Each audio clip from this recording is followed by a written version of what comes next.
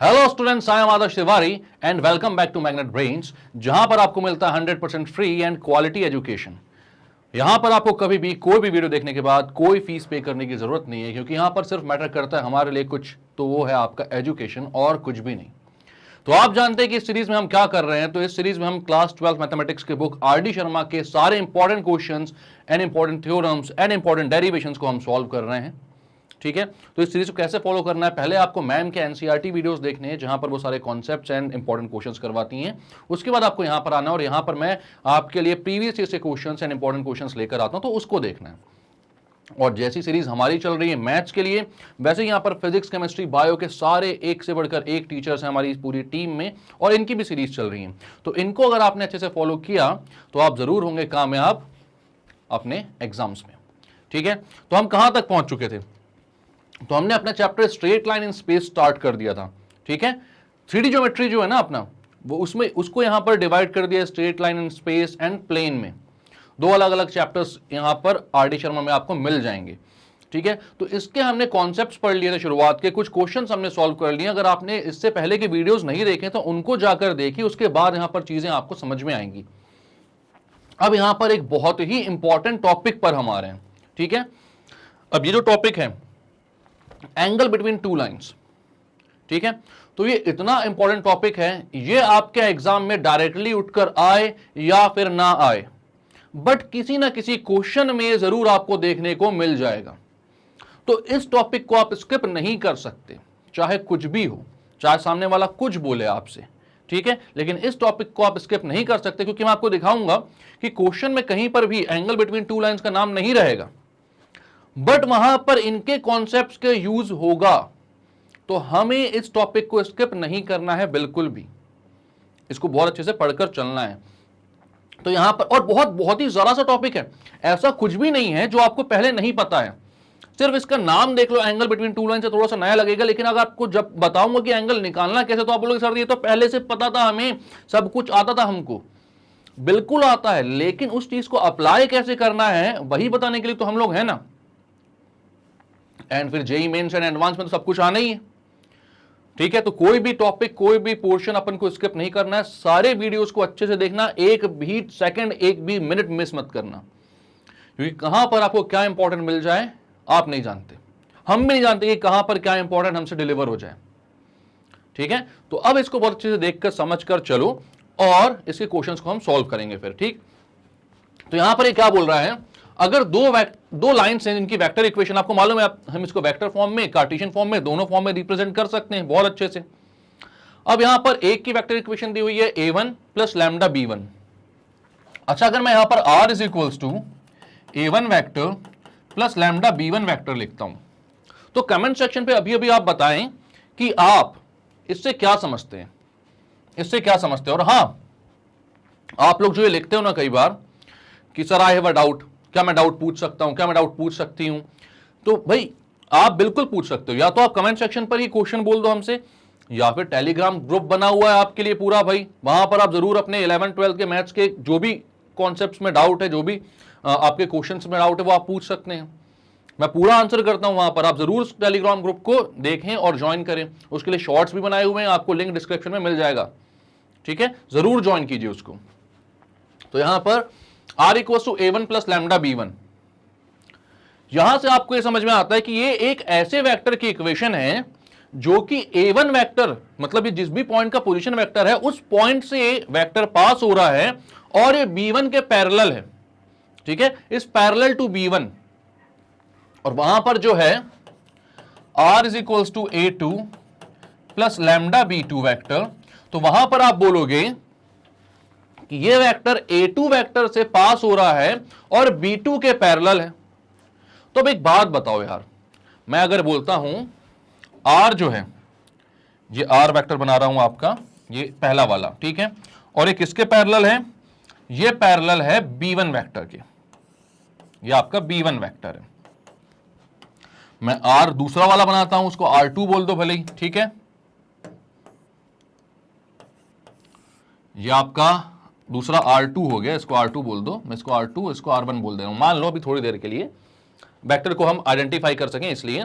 R2 किसके parallel है, B2 vector के।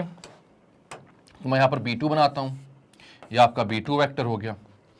अब आप देखोगे जो एंगल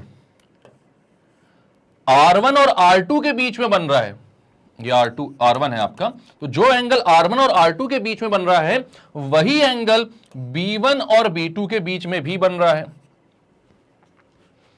जो एंगल R1 और R2 के बीच में बन रहा है वही एंगल B1 और B2 के बीच में भी बन रहा है।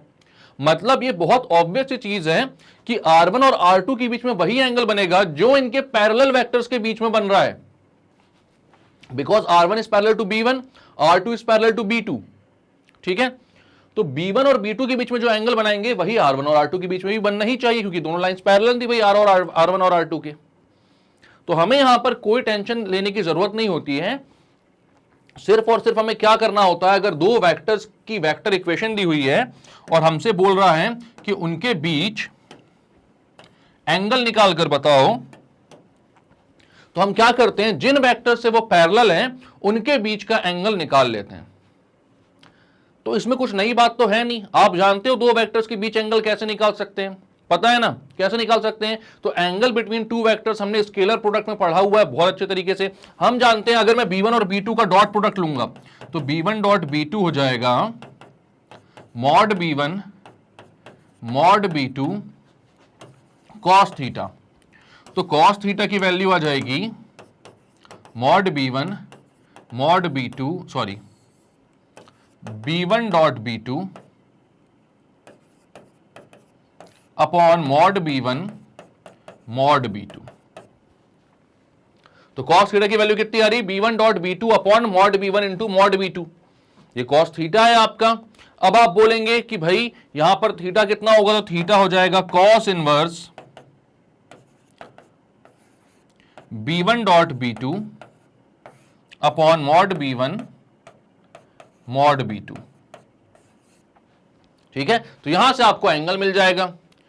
तो एंगल बिटवीन टू वेक्टर्स तो हम पहले से ही पढ़ते हुए आ रहे हैं, तो दो लाइंस के बीच का एंगल क्यों छोड़े हम, वो तो हमको पता ही चलना है जब, बहुत ही आसान तरीके से। तो यहां पर आपको पता चल गया भाई कि जिनके पैरेलल ये लाइन है उनके बीच का एंगल निकाल लो, आंसर आ जाएगा। तो ये होता है भाई आपका angle between two vectors in vector form. Vector form में कैसे निकालेंगे, और ज्यादा कुछ चेंजेस तो आते नहीं भाई, वेक्टर और कार्टेशियन में कन्वर्जन एक दूसरे में हमें बहुत आसान तरीके से आता है, बहुत इजीली समझ में आता है। ठीक है, तो ये आपका हो गया angle between two vectors. Clear है, जब वेक्टर फॉर्म में है। अब अगर लाइन आपको वेक्टर फॉर्म में ना देकर कार्टेशियन फॉर्म में दी होती, ठीक है, आपको कार्टेशियन फॉर्म में दी होती, तो ये लाइन है आपके पास, आपको पता है कि ये जो लाइन होगी ये x1 y1 और z1 से और x2 y2 और z2 से पास कर रही होगी, और इसके direction ratios a1 b1 c1 है। मतलब कि ये लाइन जो होगी वो उस वेक्टर के पैरेलल होगी जिसको हम a1 i cap b1 j cap और c1 j कैप से रिप्रेजेंट कर सकते हैं। मतलब मैं बोलता हूं यहां पर कि यहां पर अगर एक वेक्टर जो है मेरा m1 वेक्टर वो a1 i cap plus b1 j cap plus c1 k cap है, और दूसरा वेक्टर है m2 वो है a2 i cap plus b2 j cap plus c2 k cap, तो हम ये बोल सकते हैं कि जो पहली लाइन है आपकी वो m1 से पैरेलल है, बिकॉज इसके डायरेक्शन रेशियोज भी इसके प्रोपोर्शनल हैं, और m2 के पैरेलल है दूसरी लाइन। ये हमको बनाते बहुत अच्छे से आता है। इसको तो हम वेक्टर फॉर्म में भी पूरा पूरा लिख सकते हैं भाई, इसको वेक्टर फॉर्म में भी पूरा पूरा लिख सकते हैं, ठीक है, लेकिन अभी उसको लिखने की जरूरत नहीं है। अभी हमको सिर्फ ये समझना है कि डायरेक्शन रेशियोज जो हैं a1 b1 c1 और a2 b2 c2, ये जो वेक्टर फॉर्म करेंगे, ये जो गिवन लाइंस होती हैं उससे कैसी होती हैं, पैरेलल।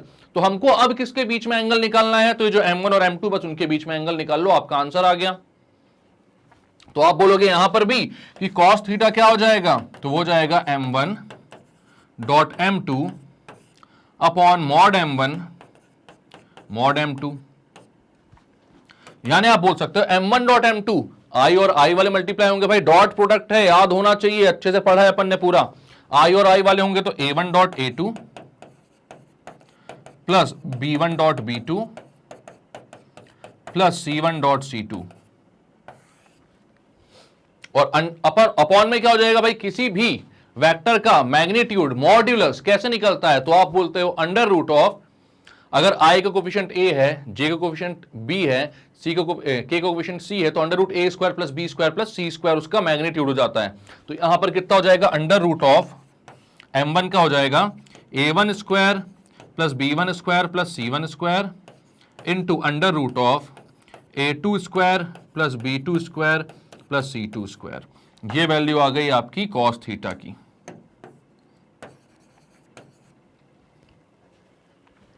तो angle between two vectors, two lines, चाहे वो वेक्टर फॉर्म में दी हो चाहे वो कार्टेशियन फॉर्म में दी हो, अब आप निकाल सकते हो बहुत आसानी से।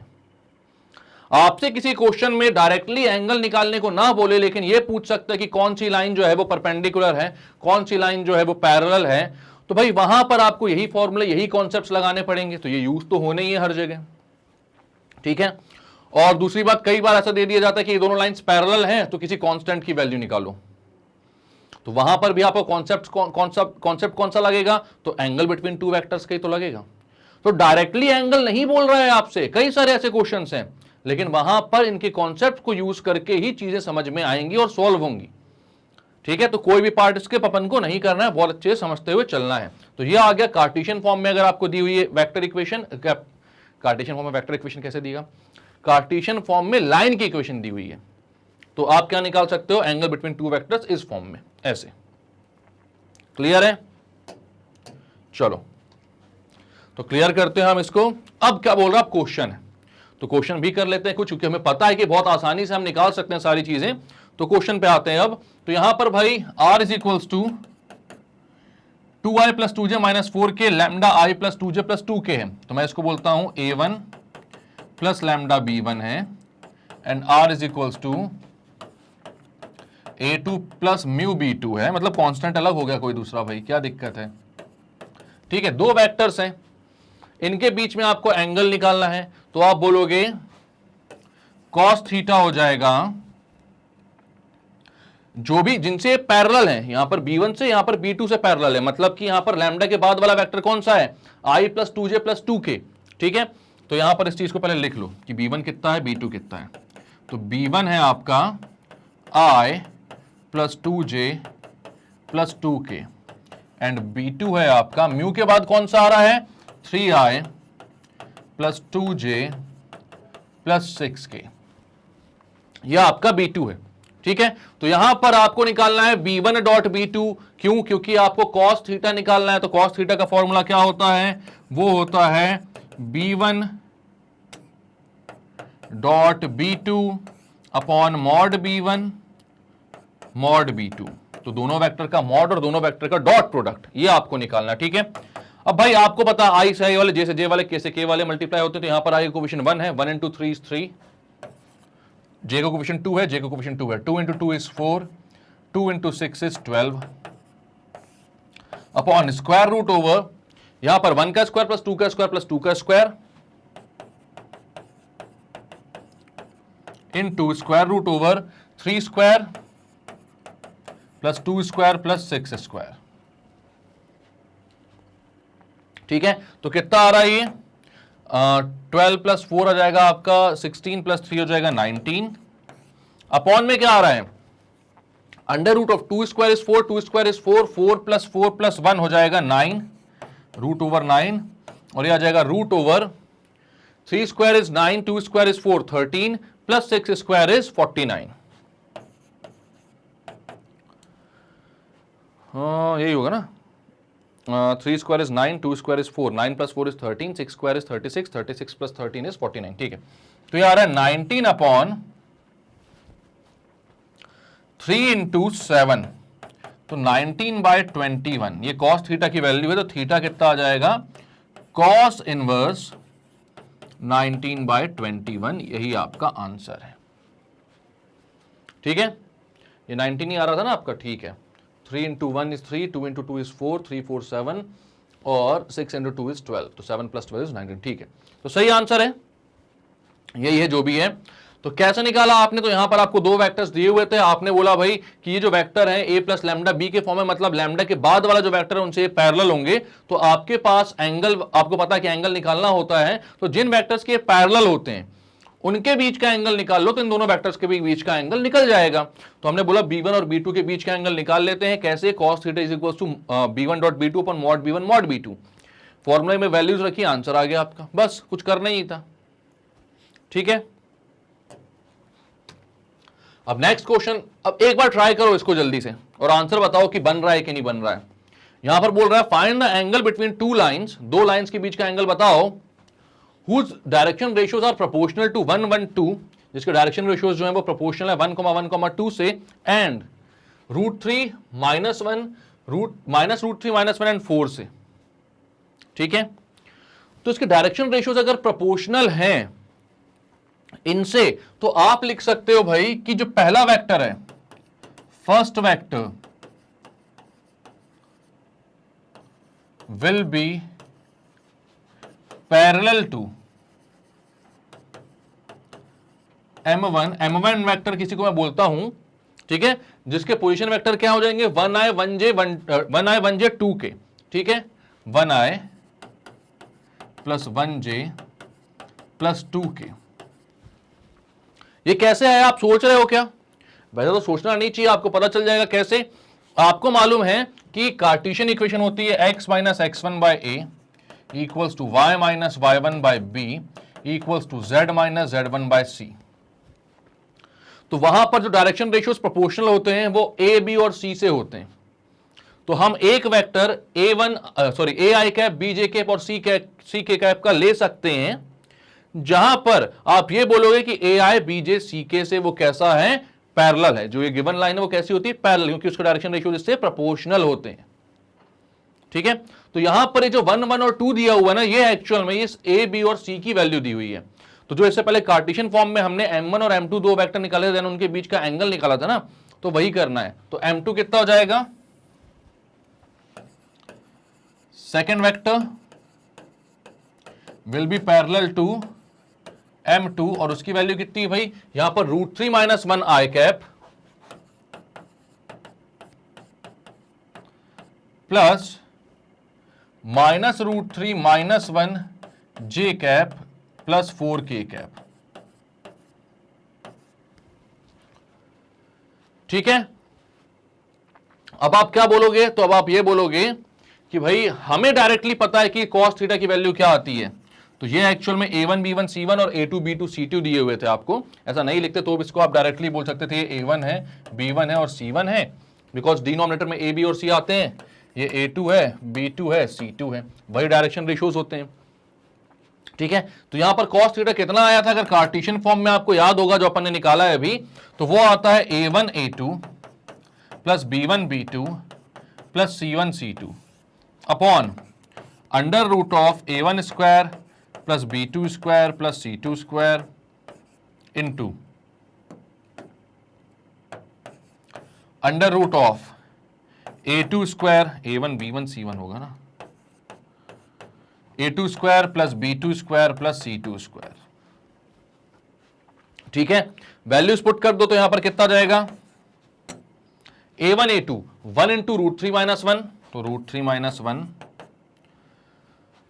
प्लस b1 b2 1 इंटू -√3 - 1, तो हो जाएगा -√3 - 1 प्लस 2 इंटू 4 इज 8, √3 से √3 कैंसल आउट हो गया, और अपॉन में क्या आ जाएगा, 8 - 2 ऊपर तो 6 आ जाएगा, अपॉन में आ जाएगा a1 square plus b1 square plus c1 square. a1 है 1 square plus 1 square plus 2 square under root of √3 - 1 square minus √3 - 1 square, √3 - 1 square plus √3 plus 1 square plus 4 square. अब आप ये सोच रहे होंगे कि भाई माइनस √3 - 1 था, उसको जब स्क्वायर करने आया मैं तो √3 प्लस 1 का स्क्वायर क्यों बोल रहा हूं, क्योंकि अगर दोनों जगह माइनस है तो आप माइनस कॉमन ले सकते हो एंड उसका स्क्वायर करोगे तो प्लस ही आएगा। तो माइनस √3 - 1 बोलो या फिर √3 प्लस 1 बोलो, दोनों का स्क्वायर सेम आता है। ठीक है, -a माइनस b का होल स्क्वायर बोलोगे या फिर a प्लस b का होल स्क्वायर बोलोगे, हमेशा याद रखना वैल्यू सेम आती हैं। ठीक है, तो यहां पर आपने बोला √3 प्लस 1 का होल स्क्वायर, ऊपर आ रहा है 8 - 2 यानी कि 6, तो ऊपर आप लिखते हैं 6, अपॉन में कितना आ रहा है 1 square plus 1 square plus 2 square, मतलब कि 4 प्लस 2 यानी कि 6 √6, और यहां पर आएगा √3 - 1 का होल स्क्वायर, मतलब कि √3 का स्क्वायर 3 प्लस 1 का स्क्वायर 1 माइनस 2 √3 प्लस √3 प्लस 1 का होल स्क्वायर होगा। हाँ ठीक है, तो ये हो जाएगा √3 plus 1 plus 2 √3, a square plus b square plus 2ab का फॉर्मूला लगेगा, ठीक है, प्लस 4 का स्क्वायर कितना हो जाएगा, तो हो जाएगा 16, तो आ जाएगा 6 अपॉन √6 इंटू, यहां पर कितना जाएगा -2 √3 से +2 √3 कैंसल आउट, यहां पर 4 + 4 इज 8, 8 + 16 इज 24, ठीक है। अब 24 को आप लिख सकते हो स्क्वायर रूट ऑफ 6, तो ये है 24 को लिख सकते हो स्क्वायर रूट ऑफ 6 इंटू 4, तो 6 अपॉन आप लिखोगे √6 इंटू √6 इंटू √4, तो ये आ जाएगा 6 अपॉन √6 इंटू √6 इज 6, √4 इज 2, तो 6 इंटू 2, तो 6 से 6 कैंसिल, ये आया 1/2।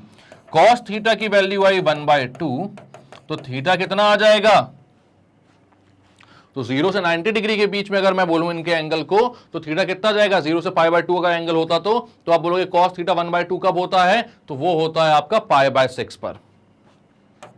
और 0 से 180 की बात करता मैं, तो आप बता सकते हो मुझे कि कॉस थीटा 1/2 और कब होगा, होगा कि 0 से 180 में कभी और, सोच के बताओ होगा भी कि नहीं होगा। और कॉस थीटा 1/2 और कब जाकर आएगा, ये एंगल बताने की जिम्मेदारी आपकी है। तो अभी मुझे लिखकर बताओगे 1/2 कब होगा, 180 के बीच में आ जाएगा या 360 तक पहुंचना पड़ेगा, और 180 कहीं पर और आगे आएगा, किस क्वाड्रेंट में आएगा, एंगल की वैल्यू कितनी होगी। तो थीटा इक्वल 1/2 हमने पहले ही बोल दिया है, ये कहां से कहां तक है, 0 से 90 के बीच की एक वैल्यू है। और भी कई सारी जगह 1/2 होता है कॉस, तो इसके बाद की एक और वैल्यू बता दो मुझे कि जहां पर कॉस थीटा कितना होता है 1/2 के इक्वल, ठीक है। तो क्या किया इस क्वेश्चन में एक बार देखते हैं, बढ़िया क्वेश्चन था ये। यहां पर आपसे बोला था find the angle between two lines whose direction ratios are proportional to 1, 1 and 2 and √3 - 1 -√3 - 1 and 4।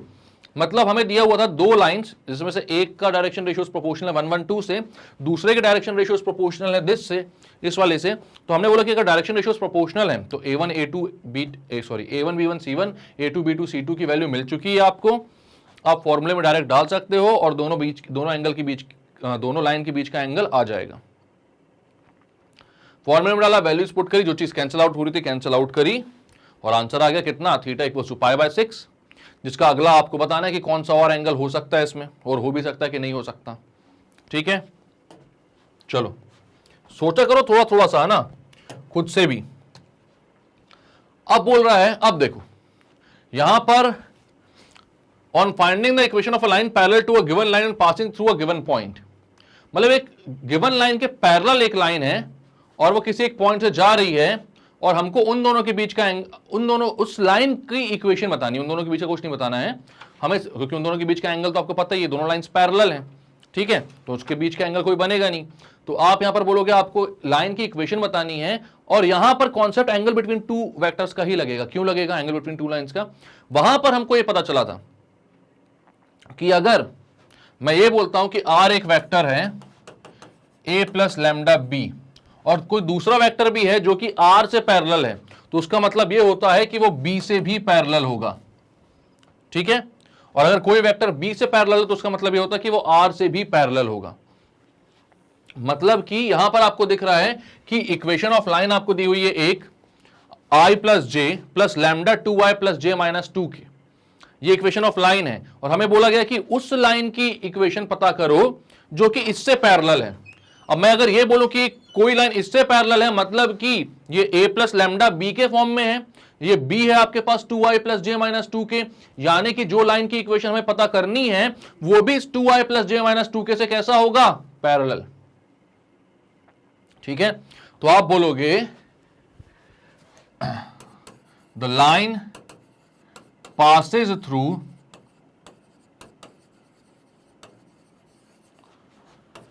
(2, -1, 3), therefore a vector, वो उस वेक्टर का पोजीशन वेक्टर बोल रहा हूं मैं जिससे ये लाइन पास होती है, ठीक है, तो वो कितना हो जाएगा, तो वो हो जाएगा 2i - j + 3k, ठीक है, इस पॉइंट से पास हो रही मतलब कि इस पोजीशन वेक्टर वाले एक पॉइंट से पास हो रही है वो, तो ए वेक्टर आपको मिल गया। अब आप बोलोगे इट इज पैरेलल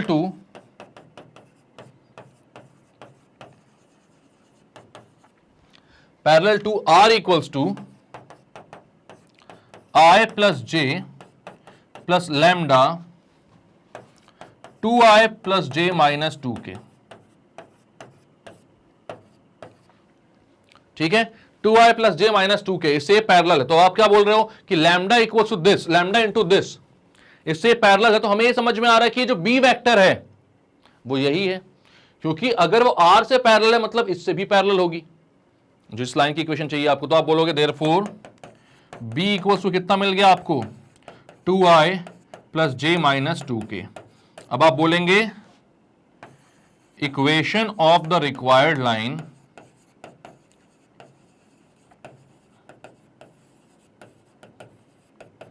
तो वो हो जाएगा R equals to a plus mu b. Mu इसलिए यूज किया मैंने सॉरी म्यू इसलिए यूज किया मैंने यहां पर क्योंकि लैम्डा ऑलरेडी एक इक्वेशन में यूज हो रहा था, इसलिए मैंने म्यू यूज कर लिया। ठीक है, कोई भी एक दूसरा स्केलर। तो यहां पर a की value 2i minus j plus 3k put कर दो, b की value 2i plus j minus 2k put कर दो, आंसर आ गया। तो आप बोलते हो 2i minus j plus 3k plus mu 2i plus j minus 2k।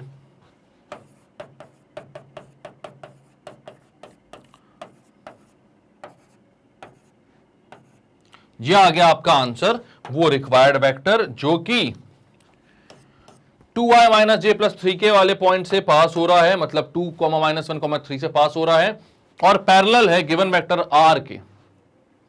ठीक है, तो यहां पर हमने बस ये देखा कि लैम्डा के बाद वाला जो वेक्टर है उससे हमारा रिक्वायर्ड वेक्टर भी पैरेलल होगा, मतलब रिक्वायर्ड वेक्टर का b भी सेम होगा। एकदम नॉर्मल भाषा में ये बात याद रख लेना कि दो वेक्टर्स अगर पैरेलल हैं a1 प्लस लैम्डा b, ठीक है, और r दूसरा वाला भी एक वेक्टर से पैरेलल है जो कि a2 पॉइंट से पास हो रहा है, तो आप क्या बोलोगे कि वो पास हो रहा है a2 से। ठीक है, पर उसमें भी b1 आप सेम डाल सकते हो।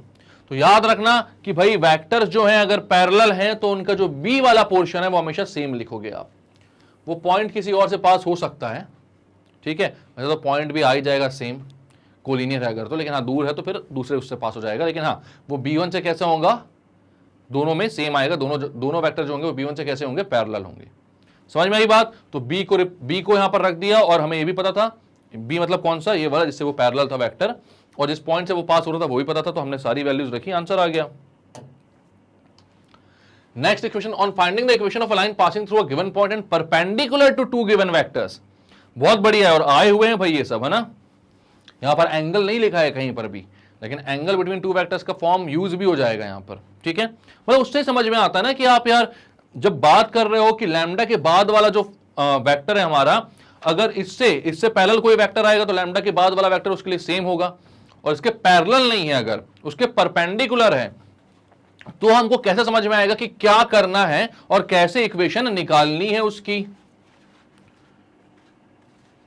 तो अब यहां पर एक बात देखो ध्यान से कि भाई अगर यहां पर ये दो वेक्टर्स की इक्वेशन, दो लाइंस की इक्वेशन दी हुई है, हमें ये चीज समझ में आती है कि 1 2 3 ये जो डायरेक्शन रेशियोज हैं इसके, मतलब कोई वेक्टर अगर आएगा 1i plus 2j plus 3k, तो उससे ये लाइन कैसी रहेगी, पैरेलल।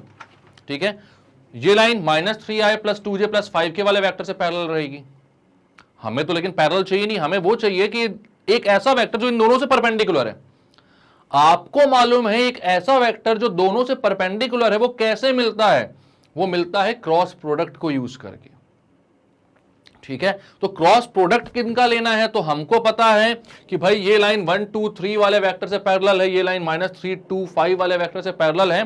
तो ये b1 वेक्टर, ये b2 वेक्टर, अगर b1 क्रॉस b2 ले लोगे आप, तो आपको एक ऐसा वेक्टर मिल जाएगा जो दोनों b1 और b2 से परपेंडिकुलर है। अगर वो b1 से परपेंडिकुलर है तो इस लाइन से भी परपेंडिकुलर है, और b2 से परपेंडिकुलर है तो इस लाइन से भी परपेंडिकुलर है।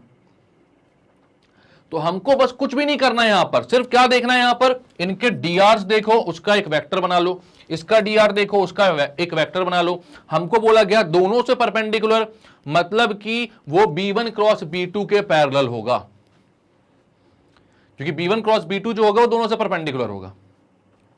ठीक है, तो सबसे पहले आप बोलते हो यहां पर m1 क्रॉस m2 बोले थे, क्योंकि a और b बहुत सारी जगह यूज होता है, तो मैं बोलता हूं m1 वेक्टर क्या हो जाएगा, तो m1 वेक्टर हो जाएगा भाई इसके डायरेक्शन रेशियोज को लेकर जो वेक्टर बनेगा उससे जो फॉर्म होगा वेक्टर, तो मतलब कि i plus 2j plus 3k। m2 vector कितना हो जाएगा, तो वो हो जाएगा -3i plus 2j plus 5k। ठीक है, अब आप बोलोगे वेक्टर, इसको बहुत अच्छे से लिखकर देखकर समझकर चलना। ठीक है, vector perpendicular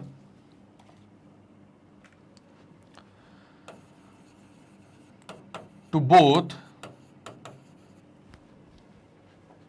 m1 and m2 is m1 cross m2।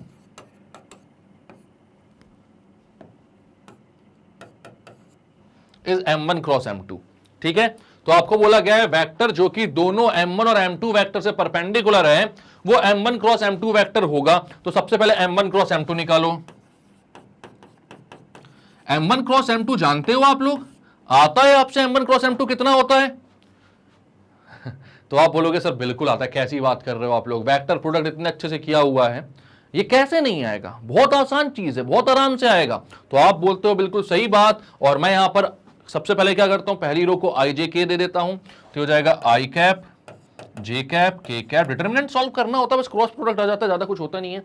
पहला वेक्टर m1 है पहले, तो यहां पर m1 के जो कोफिशिएंट्स हैं 1 2 एंड 3, दूसरा वेक्टर -3 2 एंड 5, इन्हें कीजिए solve.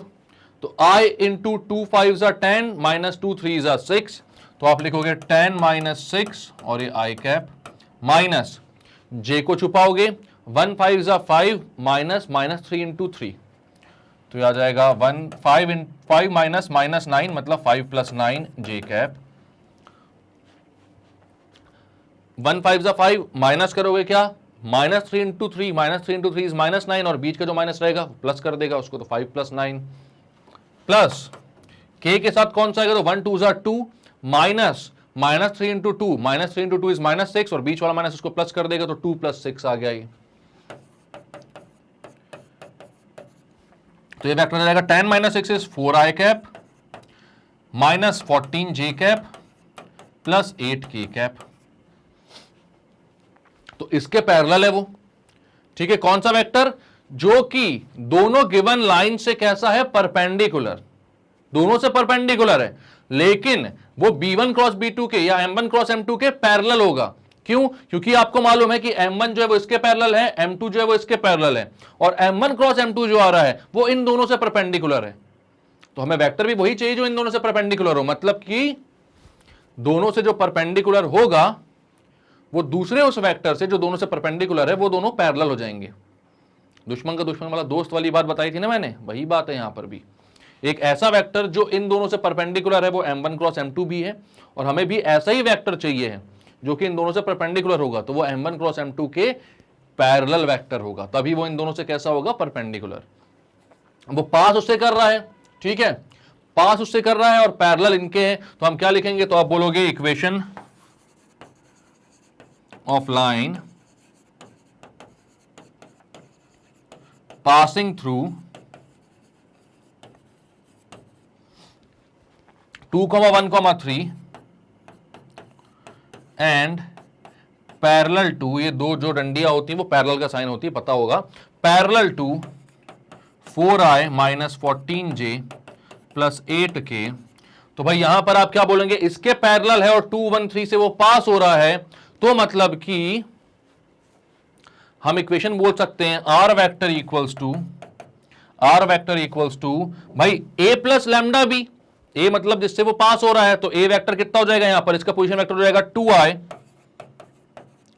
Plus 1j plus 3k plus lambda b, तो लैम्डा यहां पर रख दो, यहां पर लिख दो 4i - 14j प्लस 8k। अब चाहो तो यहां पर से 2 कॉमन ले लो, तो 2i - 7j प्लस 4k हो जाएगा, और यहां पर जो 2 लैम्डा बनेगा बाहर आके उसको म्यू ले लेना, ऐसा भी कर सकते हो, वरना ये भी सफिशिएंट आंसर है, कोई दिक्कत नहीं है। इसको कार्टेशियन में भी आप कन्वर्ट कर सकते हो, सारी चीजें आपको पता है। तो इसके आगे आपका मन, इसके आगे कुछ और करना है तो, वरना ये भी आंसर सही है, सफिशिएंट है, कोई दिक्कत की बात नहीं है। ठीक है, तो क्या किया इस क्वेश्चन में आपने, तो यहां पर आपको बोला गया था x माइनस 1/1 equal to y minus 2/2 equal z minus 3/3 and x minus 3 x upon minus 3 y upon 2 और z अपॉन 5, इन दोनों के परपेंडिकुलर एक वेक्टर निकालना है जो कि 2 1 3 से पास हो रहा है। तो हमने बोला कि भाई अगर इन दोनों के वो परपेंडिकुलर है तो ये जो वेक्टर है और ये जो वेक्टर है, मतलब इन डायरेक्शन रेशियो से जो वेक्टर बनेंगे उनके क्रॉस प्रोडक्ट के वो पैरेलल होगा, बिकॉज ये दोनों ही पैरेलल हैं इनसे, मतलब 1 2 और 3, 1i 2j और 3 के जो होगा वो गिवन लाइन से पैरेलल होगा, और माइनस 3i 2j प्लस 5 के वो भी गिवन लाइन से पैरेलल होगा। तो उन दोनों का जो क्रॉस प्रोडक्ट होगा वो इन दोनों से कैसा होगा, परपेंडिकुलर। हमें पता है क्रॉस प्रोडक्ट क्या देता है, दोनों वेक्टर जिनका क्रॉस प्रोडक्ट हो रहा है उन दोनों से परपेंडिकुलर एक वेक्टर निकाल कर देता है। तो हमने इन दोनों का क्रॉस प्रोडक्ट निकाला और बोला कि जो वेक्टर हमें चाहिए है वो इन दोनों के क्रॉस प्रोडक्ट से पैरेलल होगा, तभी जाकर वो इन दोनों लाइन से परपेंडिकुलर होगा। तो हमने उसको लैम्डा बी में बी की जगह पुट कर दिया और ए वो वाला वेक्टर था जिससे वो लाइन पास हो रही थी। तो आंसर आ गया अपना। क्लियर है बात? नेक्स्ट क्वेश्चन में बढ़ते हैं। तो next question, determine the equation of line passing through the point this, इस पॉइंट से पास हो रही है and perpendicular to these given lines. तो अब यहां पर एग्जैक्ट सेम क्वेश्चन है आपके लिए, इसमें कोई भी बात यहां पर मतलब डिफरेंट नहीं है बिल्कुल भी, जैसा इससे पहले वाला क्वेश्चन किया था एग्जैक्ट सेम वैसा ही क्वेश्चन ये भी है। तो आपके लिए ये क्वेश्चन 3 बार आया हुआ क्वेश्चन है भाई, देख लो उसको ना, कितना अच्छा इंपॉर्टेंट क्वेश्चन है। तो यहां पर आप बोलोगे ये क्वेश्चन जो है वो क्या है, असाइनमेंट।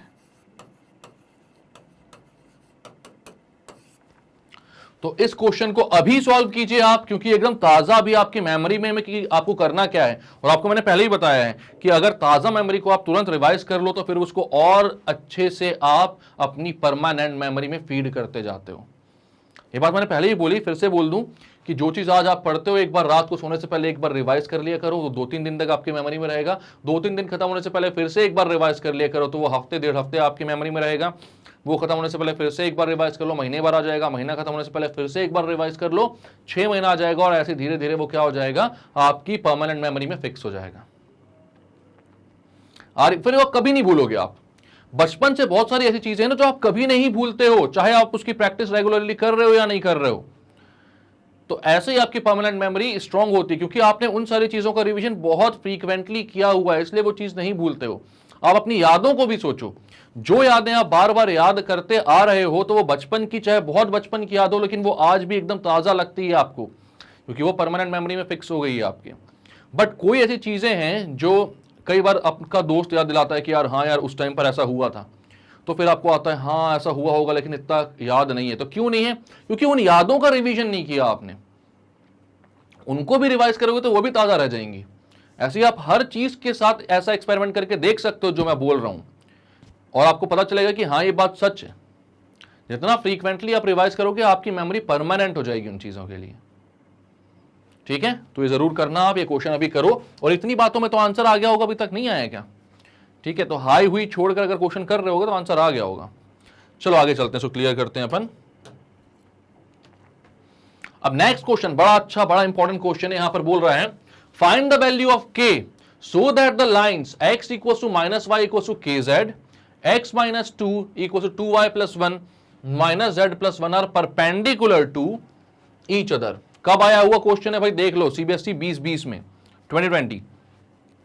ठीक है, अब यहां पर आपसे बोल रहा है कि परपेंडिकुलर है ये दोनों लाइंस परपेंडिकुलर हैं, तो हमको ये बताना है कि k की वैल्यू क्या होगी। एंगल शब्द कहीं पर भी नहीं है, ठीक है, लेकिन परपेंडिकुलर है ये बताना। भाई परपेंडिकुलर दिया हुआ है तो हम कैसे निकालेंगे अगर एंगल बिटवीन टू लाइंस का कॉन्सेप्ट हमारे पास नहीं होगा। तो यहां पर हम जानते हैं कि एंगल अगर आपको दिखाना है, बताना है, मतलब कि यहां पर जो cos थीटा आ रहा होगा इन दो लाइंस के बीच का अगर एंगल निकालूंगा मैं, तो cos थीटा 0 आ रहा होगा, क्योंकि परपेंडिकुलर लाइंस है। तो वहां पर जब cos 90 की बात करोगे आप, ठीक है, वहां पर जो एंगल बन रहा होगा वो 90 डिग्री का बन रहा होगा और cos थीटा की वैल्यू 0 आ रही होगी, ठीक है। बट वो cos थीटा कितना होता है, कैसा होता है, क्या होता है, कैसे निकालोगे, तो आपको याद आएगा कि भाई एंगल बिटवीन टू लाइंस में हमने पढ़ा था, कार्टेशियन फॉर्म अगर दिया हुआ है किसी इक्वेशन का तो उसका cos थीटा होता है a1 a2 plus b1 b2 plus c1 c2 upon under root of a1 square plus b1 square plus c1 square into under root of a2 square plus b2 square plus c2 square. तो ये बात पता है आपको, तो अब ये question बहुत आसान बन जाता है। बस इसको क्या करना है, एक नॉर्मल से कार्टेशियन फॉर्म में आप इसको लिख कर देखो, ठीक है। तो यहां पर ये दिया हुआ है x minus y equals to k z, तो इसको हमको लेकर आना है भाई x minus x one upon a, या मैं पहले इसको अच्छे से ब्लैक से लिख देता हूं फॉर्मूला। तो आप लिखोगे यहां पर x minus x one upon a, ये कार्टेशियन फॉर्म होता है y minus y one upon b, z minus z one upon c. z और x और y के कोई कोफिशिएंट्स नहीं होते, a b c इनके अपॉन में होते हैं। यहां पर आप क्या करते हो, पूरी इक्वेशन को k से डिवाइड कर देते हो, ठीक है। यहां पर आप बोलते हो डिवाइडिंग बाय k, पूरी इक्वेशन को k से डिवाइड करते हो, तो ये आ जाता है x upon k equals to minus y upon k equals to z upon one, या आप बोल सकते हो x minus zero upon k equals to y minus zero upon minus k, because आपको ऊपर क्या चाहिए होता है, ऊपर आपको माइनस नहीं चाहिए होता, प्लस का y चाहिए होता, ठीक है, equals to z minus zero upon one. अब आपको ये x minus x one upon a, y minus y one upon b और z minus z one upon c के फॉर्म में लग रही है। मतलब ये लाइन जो पास कर रही जिस पॉइंट से, वो ओरिजिन है। x1 y1 z1 कितना है, 0 0 0 है, तो ओरिजिन से पास कर सकती है ना, ओरिजिन भी तो पॉइंट है, उसमें कोई दिक्कत नहीं है। a b और c की वैल्यू आपको पता होनी चाहिए, क्योंकि एंगल में तो वही काम आएगा, ऊपर तो किसी से भी प्लस माइनस करो फर्क नहीं पड़ रहा है। तो यहां पर a कितना है, तो a है k, b कितना है, तो b है माइनस k, और c कितना है, तो c है 1, ठीक है। a1 b1 c1 बोल देता हूं मैं, a1 b1 c1 है ये। दूसरी इक्वेशन से a1 a2 b2 c2 आएंगे, तो यहां पर कितना आ रहा भाई, x माइनस टू, दूसरी इक्वेशन है, सेकंड इक्वेशन में लिख देता हूं, second line, x minus two equals to 2y plus one equals to minus z plus one, ठीक है। x minus two equal to 2y plus one equal to minus z plus one. तो अब आप यहां पर बोलोगे कि इसको आपको उसी फॉर्म में लाना है भाई, किस फॉर्म में, x upon something, x minus x one upon a, y minus y one upon b और z minus z one upon c, ठीक है। यहां पर 2y है, आप 2 कॉमन निकाल लेते हो उससे, यहां पर x minus two equals to 2 common निकालोगे तो y plus one by two हो जाएगा, इक्वल्स टू यहां पर हो जाएगा minus of z minus one. आप पूरी इक्वेशन को 2 से डिवाइड कर देते हो, क्योंकि आपको भाई y का कोफिशिएंट नहीं चाहिए कुछ भी, तो पूरी इक्वेशन को 2 से डिवाइड करते हो, तो डिवाइडिंग बाय 2 यह जाता है x minus two by two equals to y plus one by two equals to z minus one upon minus two. उस माइनस को नीचे लेकर आ गया मैं, ठीक है। तो अब यहां पर ऊपर तो किसी भी चीज से प्लस और माइनस हो उससे फर्क नहीं पड़ता, तो फर्क किस बात से पड़ता है, तो डिनोमिनेटर में क्या है उससे पड़ता है। तो यहां पर a b और c की वैल्यू कितनी है, तो a2 है 2, b2 है 2, c2 है माइनस 2, ठीक है। अब आपको देखना है भाई परपेंडिकुलर, मतलब कि इनके बीच का एंगल कितना आ रहा होगा, तो आप बोलोगे cos थीटा क्या होता है, तो cos थीटा होता है, हमने भी देखा हुआ है, प्रूफ किया हुआ है, वो होता है a1 a2 plus b1 b2 plus c1 c2 upon under root of a1 square plus b1 square, अरे यार बहुत बड़ा लिख दिया था उसको मैंने, a1 square plus b1 square plus c1 square into under root of a2 square plus b2 square plus c2 square. But हमको बोल रहा है कि लाइंस परपेंडिकुलर हैं, और अगर ये परपेंडिकुलर हैं तो इसका मतलब ये होता है कि भाई cos थीटा जो होगा वो 0 होगा, ठीक है, cos 90 0। आप बोलोगे बट लाइंस आर परपेंडिकुलर,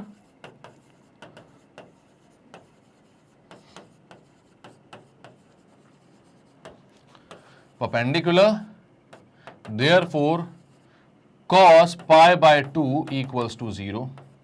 तो ये एंगल 0 के इक्वल होना चाहिए, तो आप बोलोगे कितना हो जाएगा, A1 A2, A1 था K, A2 था B, तो 2K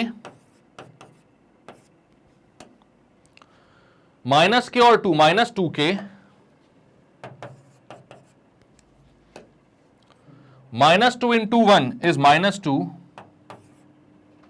इक्वल्स टू 0।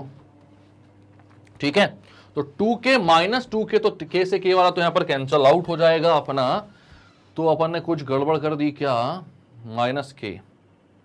ठीक है, y माइनस 0 अपन माइनस K, वह y plus 1/2 x minus 2/2 y plus 1/2 upon 2 equal z minus 1/, ठीक है, तो k के अपॉन में z नहीं आ रहा था, y यहां पर 2 नहीं आएगा, यहां पर जब 2 से डिवाइड करोगे तो यहाँ तो 1 आएगा ना यार, b2 1 होगा। भाई मैं सोचूं गड़बड़ कहां हो गई है। ठीक है, क्यों, 2 से डिवाइड करो तो भाई इसके डिनोमिनेटर तो 1 हो जाएगा ना, 2 से 2 कैंसिल होकर 1 आएगा, तो b2 1 आएगा यहां पर। ठीक, तो यहां पर आप लिखते हो minus K minus 2 equals to 0, upon में जो भी था ये under root A1 square B1 square C1 square under root A2 square B2 square C2 square, ये पूरा अंडर रूट उधर जाकर 0 से मल्टीप्लाई हो जाएगा और 0 हो जाएगा, तो इक्वेशन सिर्फ इतनी बचेगी भाई। ठीक है, तो under root K1 square K2 square 2 square ये सब लिखने की जरूरत नहीं है, तो यहां पर 2K माइनस K माइनस 2 को वहां भेजोगे तो 2, तो K की वैल्यू 2 आ गई। आ गया आपका आंसर बहुत आसानी से। बट ये कब आया, तब आया जब आपको ये पता है कि भाई एंगल बिटवीन टू लाइंस क्या होती है। ठीक है, और कैसे निकाली जाती है। तो सबसे पहले तो आपने क्या किया, यहां पर इसको ढंग के कार्टेशियन फॉर्म में लेकर आए, A1 B1 C1 A2 B2 C2 आपने पता कर लिए। उसके बाद आपने बोला कि अगर दोनों लाइंस परपेंडिकुलर है तो cos थीटा 0 होगा, cos थीटा 0 होगा तो cos थीटा की वैल्यू आपको पता है A1 A2 plus B1 B2 plus C1 C2 upon under root of A1 square plus B1 square plus C1 square into under root of A2 square plus B2 square plus C2 square. ये पूरा denominator जो complex सा दिख रहा है वो वहां जाकर 0 से मल्टीप्लाई हो जाएगा, आपके पास सिर्फ A1 A2 B1 B2 C1 C2 बचेगा। याद रखना ये कंडीशन होती है लाइंस के परपेंडिकुलर होने की। If lines are perpendicular then आपको सिर्फ और सिर्फ एक ही चीज पर ध्यान देना है कि A1 A2 plus B1 B2 plus C1 C2 equals to 0। ये नोट बनाकर लिख लेना कहीं पर कि लाइंस अगर परपेंडिकुलर होती हैं तो A1 A2 plus B1 B2 plus C1 C2 कितना होता है, तो वो 0 के इक्वल होता है। क्लियर है बात। तो आपने यही किया, उसको 0 से इक्वेट करवाया, K की वैल्यू कितनी आई 2। क्लियर करते हैं अपन इसको। नेक्स्ट क्वेश्चन क्या बोल रहा है भाई, ये भी सीबीएसई 2020 में आया हुआ क्वेश्चन है, और ये क्या बोल रहा है, find the vector and Cartesian equations. दोनों इक्वेशंस निकालनी है, वेक्टर भी निकालना है, कार्टेशियन भी निकालना है, of the line which is perpendicular to the lines. इन दोनों लाइन से परपेंडिकुलर है, हमें मालूम है ये हमारा m1 वेक्टर बना लेगा, इसके डायरेक्शन रेशियो हमारा m2 वेक्टर बना लेंगे, m1 क्रॉस m2 हम निकालेंगे and passes through the point 1,1। तो m1 क्रॉस m2 जो होगा वो हमें मिलेगा जो हमारी गिवन लाइन होगी उसके पैरेलल एक वेक्टर। ठीक है, और वो पास हो रहा है 1 1 1 से, तो हमारे पास ये a वेक्टर आ जाएगा और m1 क्रॉस m2 हमारा b वेक्टर हो जाएगा। Vector r is equals to a plus lambda b vector के फॉर्म में हम लिख देंगे और आंसर आ जाएगा हमारा वेक्टर फॉर्म में। देन उसको हम कार्टेशियन फॉर्म में कन्वर्ट करना जानते हैं क्या, तो बहुत अच्छे तरीके से जानते हैं। उसके बाद ये अब आपके ऊपर है, angle between the given lines निकालते आता है कि नहीं आता, तो आप बोलोगे 100% आता, तो आप निकाल लेना उसको भी बहुत आसानी से। ठीक है, करते हैं अपन, इसको कर लेते हैं, मत टेंशन लो आप। तो यहां पर आपको दिया हुआ है x प्लस 2/1, इसको मत लिखो, आप सीधे लिखते हो भाई m1 वेक्टर वो है 1i plus 2j plus 4k, और m2 वेक्टर वो है 2i plus 3j plus 4k। आप निकालते हो m1 cross m2 vector, m1 cross m2 vector, और वो कितना आता है, तो वो आएगा भाई i j k, यहां पर आ जाएगा 1 2 4 और यहां पर आ जाएगा 2 3 4। ठीक है, तो i j k 1 2 4 2 3 4 ये आपको आ गया। आपको पता है कि इसका वेक्टर कितना आ जाएगा, तो ये आ जाएगा भाई i का जो कोफिशिएंट होगा 2 into 4 is 8 minus 3 into 4 is 12, तो ये हो जाएगा भाई 8 माइनस 12 आई कैप माइनस जे के लिए आएगा तो 1 into 4 is 4 minus 2 into 4 is 8, तो 4 माइनस 8 जे कैप प्लस के लिए आएगा तो 1 इंटू 3 इज 3, 2 इंटू 2 इज 4, तो आ जाएगा 3 माइनस 4 के कैप।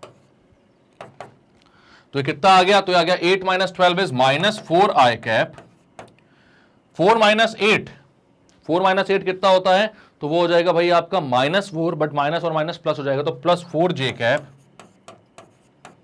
माइनस 1 के कैप। तो ये वेक्टर आपका बी वेक्टर आ रहा है, ठीक है, -4 आई कैप प्लस 4 जे कैप माइनस 1 के कैप। ये वेक्टर वो वेक्टर है जिससे आपका जो रिक्वायर्ड वेक्टर है वो पैरेलल होगा, ठीक है। तो वो पास किससे कर रहा है, पास कर रहा है 1 1 1 से, तो आप बोलोगे ए वेक्टर कितना है, तो ए वेक्टर है आई प्लस जे प्लस के। ए वेक्टर कितना है, आई प्लस जे प्लस के, तो आप बोलोगे भाई रिक्वायर्ड आर वेक्टर जो है वो हो जाएगा ए प्लस लैम्डा बी वेक्टर। तो ए वेक्टर पुट करो कितना है, आई प्लस जे प्लस के, आई प्लस जे प्लस के plus lambda -4i plus 4j minus 1 के, -4i प्लस 4j माइनस के।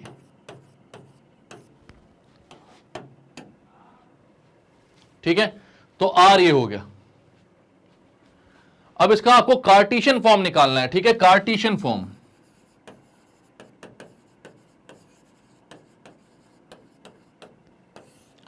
तो कार्टीशियन फॉर्म आप कैसे निकालोगे, तो आपको पता है यार जिससे वो पास हो रहा है वो पॉइंट है 1, 1, 1, तो x1 भी 1 है, y1 भी 1 है और z1 भी 1 है, और ए बी और सी कितने हैं, तो ए बी सी भाई जिससे पैरेलल होते हैं उसके डायरेक्शन रेशियोज किससे प्रोपोर्शनल होते हैं, तो ये ए आई बी जे सी के यही होते हैं उसके ए बी और सी। तो ए हो जाएगा -4, बी हो जाएगा 4, सी हो जाएगा -1।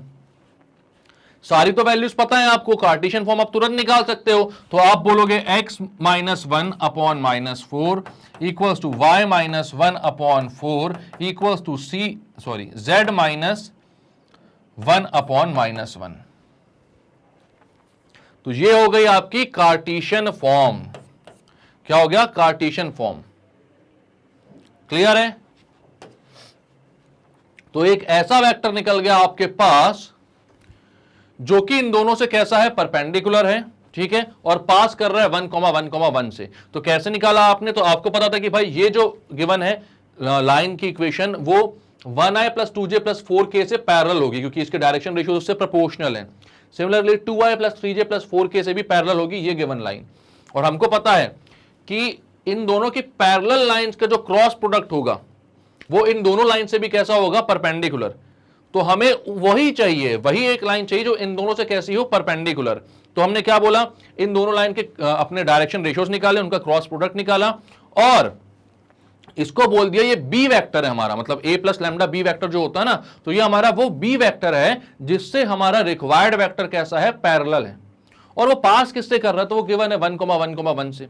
तो r vector equals to a plus lambda b vector होगा, तो वहां पर आपने आर में ए और बी की वैल्यू डाल दी, आपके पास वेक्टर इक्वेशन हो गई। इसको कार्टीशियन फॉर्म में भी कन्वर्ट कर लिया आपने बहुत आसानी से। 1, 1, 1 से पास कर रही तो x minus x1 y minus y1 z minus z1 में x1 y1 और z1 की जगह 1, 1, 1 रखा और डायरेक्शन रेशियो जिसके हमने देख लिए थे -4, 4 और -1 आ रहे थे, तो डिवाइड कर दिया उनसे, ये कार्टीशियन इक्वेशन हो गई। इन दोनों के बीच का एंगल निकालना है आपको, अगर क्वेश्चन में बोला हुआ है तो हम निकाल लेते हैं। तो एंगल कैसे निकालोगे आप, किन दोनों के बीच का, find the angle between the given lines, मतलब ये जो लाइंस है इनके बीच का। तो वह एंगल क्या हो जाएगा, ये a1 b1 c1 है, ये a2 b2 c2 है, तो वो हो जाएगा cos थीटा इक्वल्स टू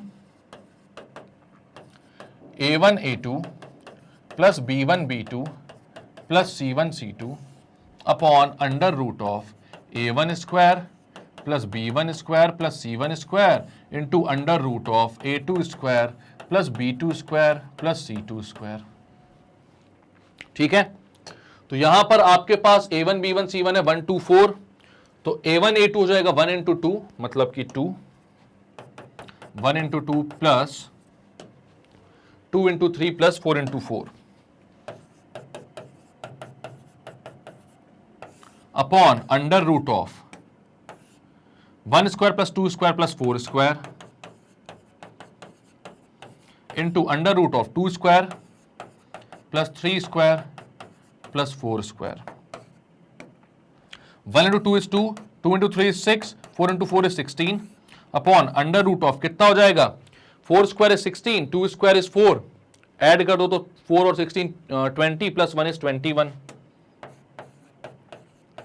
यहां पर हो जाएगा 2 square is 4, 3 square is 9, 13 plus 16, 13 plus 16 कितना हो जाएगा, तो ये हो जाएगा आपका 29. रूट 21 इंटू रूट 29 बड़ा ही अजीब आ रहा है यार. ये 16 प्लस 6 हो जाएगा आपका 22 प्लस 2 हो जाएगा कितना 24. 29 तो बड़ा दिक्कत वाला है. 2 स्क्वायर कितना होगा 4, ठीक है. 3 स्क्वायर होगा 9 प्लस 4 13 और 16 29 ही आएगा, ठीक है. तो रूट 29 वहां से आ रहा है और यहां पर कितना आ रहा है 4 स्क्वायर 16, 2 स्क्वायर 4 21 ही आ रहा है. तो ये इतना ही आएगा भाई. रूट 21 इंटू 29 कितना हो जाएगा 1 9 सा 9, अरे यार ये क्या कर रहा हूं, ठीक है. ये हो जाएगा आपका कितना 58, हाँ 58, तो 901,609, तो रूट ओवर 609 ये इसका एंगल होगा. तो कितना आ रहा है एंगल बिटवीन टू लाइंस भाई root over 609, 24 upon root over 609. यही थे वैल्यूज, कुछ और तो नहीं थी. 124234, 124234, ठीक है. तो यही आएगा और कुछ नहीं आएगा. ये तो कॉस थीटा की वैल्यू, तो थीटा हो जाएगा cos inverse 24 upon root 0609, root over 609, ठीक है. तो ये आ गया आपका एंगल. कॉस थीटा की वैल्यू, तो थीटा कितना हो जाएगा, थीटा हो जाएगा कॉस इनवर्स दिस. तो एंगल बिटवीन टू लाइंस बोला था, तो वो भी आपने निकाल लिया बहुत आसानी से. क्लियर है, तो क्लियर करते हैं. ओके, तो अब ये एंगल बिटवीन टू लाइंस जो है, इसके सारे क्वेश्चंस जो हैं वो अपने हो चुके हैं खत्म, ठीक है. तो यहां पर आपको अब ये चीज समझ में आ गई है कि ये पोर्शन भी जो है हमारा बहुत इंपॉर्टेंट है, क्योंकि ये क्वेश्चन में कहीं ना किसी फॉर्म में जरूर आ जाता है. तो कोई भी चीज जो है वो हम स्किप नहीं कर सकते, हमें बहुत अच्छे से प्रिपेयर करना है. सबके बेसिक्स हमको तो देखने ही है, ठीक है. सारे पॉइंट्स हमें अच्छे से कवर करने हैं, फिर जेई मेंस एंड एडवांस भी तो करना है, सब जगह जाना है हमको, वहां पर सारी चीजें आएंगी ही आएंगी, ठीक है. इसलिए यहां पर इस चीज को हमने बहुत अच्छे से पढ़ा है और उसके बाद हमने देखा कि कहीं पर लाइन पे अगर पैरेलल बोला जा रहा है, कहीं पर अगर परपेंडिकुलर बोला जा रहा है, डायरेक्टली एंगल नहीं भी बोला जा रहा है, तो भी वो चीजें जो हैं वहां पर हमें यूज आ रही हैं. तो सारी चीजें बहुत इंपॉर्टेंट है, हर फॉर्मूला, और वो कैसे आता है, क्यों आता है, ये भी जानना जरूरी होता है, क्योंकि उससे ना क्वेश्चंस करने में आसानी मिलती है. हम वो डायरेक्शन सोच पाते हैं कि क्वेश्चन वाले ने जब बनाया होगा तो क्या सोचकर बनाया होगा. अगर उसकी सोच को हमने समझ लिया तो क्वेश्चन का अप्रोच हमारे पास अपने आप आ जाता है, ठीक है. तो ये सारी चीजें आई होप आपको समझ में आ गई होंगी अच्छे से. क्वेश्चंस अच्छे से आपने कर लिए होंगे. जो मैं असाइनमेंट देता हूं वो अच्छे से करते हुए आपको चलना है, ठीक है. तो यहां पर आपको अगर सारे वीडियोस टाइम पर मिल जाते हैं, सब आप देख लेते हो अच्छे से, तो बहुत अच्छी बात है. लेकिन अगर ढूंढने में वीडियो से कोई भी दिक्कत या परेशानी होती है तो आप magnetbrains.com पर जा सकते हैं या फिर मैग्नेट ब्रेन्स का ऐप भी डाउनलोड कर सकते हैं. दोनों ही जगह आपको सब्जेक्ट वाइज प्लेलिस्ट मिलेगी, केजी से लेकर क्लास 12 तक, NTST ओलंपियाड सब कुछ मिलेगा आपको 100% फ्री. कभी भी किसी भी वीडियो के बाद कोई पैसा देने की जरूरत आपको नहीं है, ठीक है. तो आपको मालूम है कि आप क्लास 12th में हो, इंग्लिश मीडियम में हो, तो उस पर क्लिक कर देना. जैसे ही उस पर क्लिक करोगे तो सारे सब्जेक्ट, सारे कोर्सेज वहां पर अवेलेबल आपको जो भी हैं वो देखने लगेंगे. आप मैथ्स RD शर्मा में वॉच नाउ पर जाकर क्लिक करना. जैसे ही वहां पर क्लिक करोगे तो मेरे जितने भी वीडियोस अपलोडेड हैं टाइटल और डिस्क्रिप्शन के साथ आपको वहां पर देखने लगेंगे. आपका कोई वीडियो अगर छूट गया, रिवीजन करना है, नहीं दिख पा रहा है, तो वहां पर जाना, टाइटल पढ़ना, डिस्क्रिप्शन पढ़ना, समझ में आ जाएगा यही वीडियो, वहीं पर क्लिक करना. वो वीडियो मैं वहां पर प्ले हो जाएगा, वहीं पर मैं आकर आपको सब कुछ समझाने लग जाऊंगा. अच्छे सारी चीज समझ में आएंगी, ठीक है, और कहीं जाने की जरूरत नहीं पड़ेगी. एक और खुशखबरी आप सभी लोगों के लिए कि मैग्नेट ब्रेन्स हिंदी भी अब लॉन्च हो चुका है भाई। तो आपको लगता है कि आपको उससे फायदा होगा या आपके किसी फ्रेंड्स या रिलेटिव को उससे फायदा होगा, तो उन सबको बताएं मैग्नेट ब्रेन्स हिंदी को जाकर यूट्यूब पर वो सब्सक्राइब करें। वहां पर सारे ही क्लासेस में सारे ही सब्जेक्ट्स का शुद्ध हिंदी भाषा में लेक्चर्स अवेलेबल हैं। सब कुछ वहां पर बहुत अच्छे से आपको एक्सप्लेन किया जाएगा, तो उसको जरूर सब्सक्राइब आप कर लें। ठीक है, तो अगर अच्छे लग रहे हैं सारे वीडियोस तो लाइक कीजिए इसको, सब्सक्राइब कीजिए हमारे चैनल को और शेयर कीजिए इसको अपने सारे फ्रेंड्स, फैमिली, दोस्त यार के साथ, क्योंकि मैग्नेट ब्रेन्स में सब कुछ अवेलेबल है, वो भी 100% फ्री और बहुत ही अच्छी क्वालिटी के साथ, क्योंकि बहुत ही एक्सपीरियंस टीचर्स की टीम है यहाँ पर, दिन रात मेहनत करती है और लगी रहती है आप लोगों के लिए वीडियोस बनाने के लिए। तो इतना तो बनता है ना आपके साइड से। ठीक है, तो मिलेंगे नेक्स्ट वीडियो में जहां पर हम इंटरसेक्शन बिटवीन टू लाइंस का बहुत ही इंपॉर्टेंट पॉइंट जो है वो करने वाले हैं। ठीक है, सारी चीजें पढ़ेंगे वहां पर, डेरिवेशन, थ्योरम, सब कुछ जो चीजें होती हैं सब कुछ पढ़ेंगे और क्वेश्चंस उसके अच्छे से सॉल्व करेंगे। तब तक के लिए bye bye and take care.